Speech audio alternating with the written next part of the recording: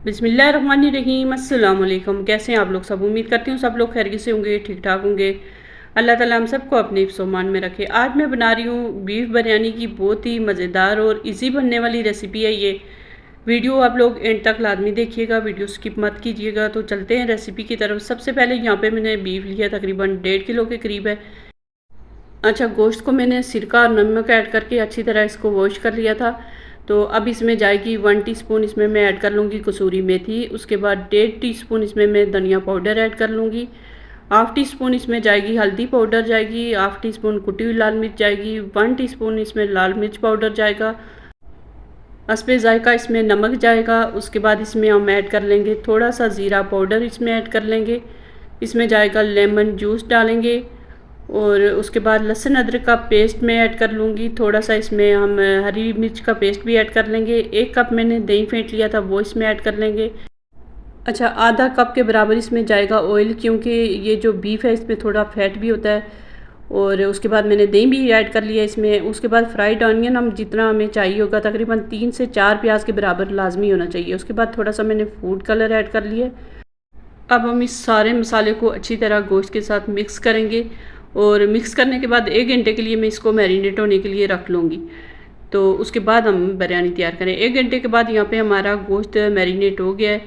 वो इसको एक कुकर में ऐड कर लेंगे। उसके बाद ये जो बोल है इसी में मैं पानी ऐड करूँगी, तकरीबन 1.5 कप के बराबर इसमें पानी जाएगा, क्योंकि गोश्त भी पानी छोड़ेगा तो इतने में ये गल जाएगा। उसके बाद बिरयानी मसाले का 1 पैकेट मैंने इसमें डाल दिया है, क्योंकि मैंने चावल बनाने तकरीबन 1 किलो के बराबर मैंने चावल बनाने, तो 1 पैकेट हमारे लिए काफ़ी है। उसके बाद टमाटर जाएंगे, 4 से 5 टमाटर बड़े साइज़ के मैंने कट कर लिए, वो इसमें ऐड कर लिए।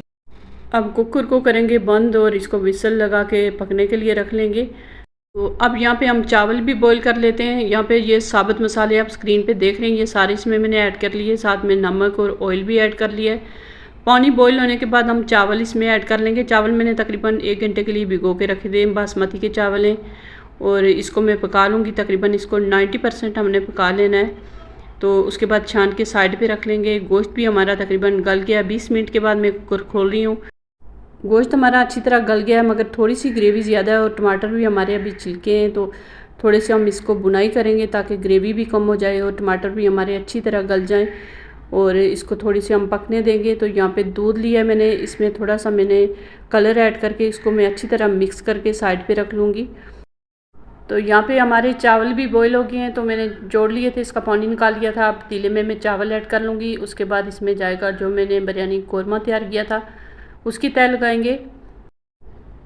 बहुत ही मज़ेदार और आसान बनने वाली ये रेसिपी है, बहुत ही कम टाइम लेती है। और ख़ास करके बिरयानी जो है घर में सब लोगों को बड़ी पसंद होती है। तो गर्मियों में कुछ ऐसी रेसिपी बनाएं जो आपको अलग, किसी के लिए खाना, किसी के लिए रोटियां, किसी के लिए कोई भी मतलब मुख्तलिफ़ चीज़ें नहीं बनानी पड़े। तो ये जो बिरयानी है ये सबको पसंद होती है। तो ये रेसिपी सबके लिए आसान रेसिपी है, टाइम कम लगाती है। अब यहाँ पे मैंने फिर से कोरमा और फूड कलर और प्याज, टमाटर, हरी मिर्च, धनिया सब कुछ काट के रखा था, वो थोड़ा सा इसमें गार्निश कर लिया। उसके बाद फिर चावल ऐड किए और इसी तरह मैंने ये कोरमा मसाला और जो सलाद मैंने कट करके रखा था वो इसमें मैंने गार्निश करके इसको ढक्कन रख के तो मैं तकरीबन 25 मिनट के लिए इसको दम लगाऊंगी, क्योंकि इससे कम दम में ये जो चावल मैंने पहले पका के रखे थे तो सही से दम नहीं लगेगा। 25 से 30 मिनट लगेंगे हमारी बिरयानी जो अच्छे से दम लगेगी। तो अब इसको लगाते हैं ढक्कन और तकरीबन 30 मिनट के लिए इसको दम लगाएंगे। 30 मिनट के बाद देखें हमारी मज़ेदार सी खिली खिली चावलों के साथ हमारी बीफ बिरयानी बन के तैयार हुई है। और रेसिपी बहुत ही इजी है और मज़ेदार सी रेसिपी है। उम्मीद करती हूँ आपको आज की रेसिपी पसंद आई होगी। अगर रेसिपी अच्छी लगी है लाइक और शेयर लाजमी करें, अपने जानने वालों के साथ शेयर करें। दुआओं में याद रखना। मिलते हैं एक नई रेसिपी के साथ। अपना ख्याल रखिएगा। अल्लाह हाफिज़।